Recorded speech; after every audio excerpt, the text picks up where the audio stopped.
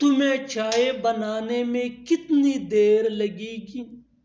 تمہیں آنے میں کتنی دیر لگے گی؟ تمہیں انگلش سیکھنے میں کتنی دیر لگے گی؟ تمہیں تیار ہونے میں کتنی دیر لگے گی؟ ان جملوں کو غور سے دیکھو. ایسے جملے ہم اپنے ڈے ٹو ڈے لائف میں روز بولتے یا سنتے ہیں. ان جملوں کے لیے انگلش کا یہ اسٹرکچر یوز ہوتا ہے. How long will you take plus to plus V1 یعنی first form of verb plus other words. آگے ڈیٹیل سے سمجھاتا ہوں مثالوں سے. Here are some example for better understanding. تمہیں چائے بنانے میں کتنی دیر لگے گی؟ How long will you take to make tea? How long will you take to make tea? تمہیں آنے میں کتنی دیر لگے گی؟ How long will you take to come?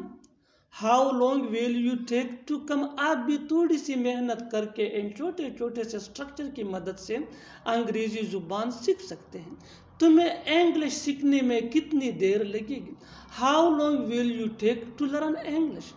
How long will you take to learn English? تمہیں تیار ہونے میں کتنی دیر لگے گی؟ How long will you take to ready?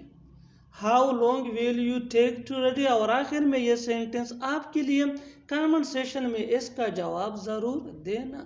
تمہیں وہاں جانے میں کتنی دیر لگے گی؟ تمہیں وہاں جانے میں کتنی دیر لگے گی؟ Subscribe to English PS for more advanced English sentence structure. Thanks, man.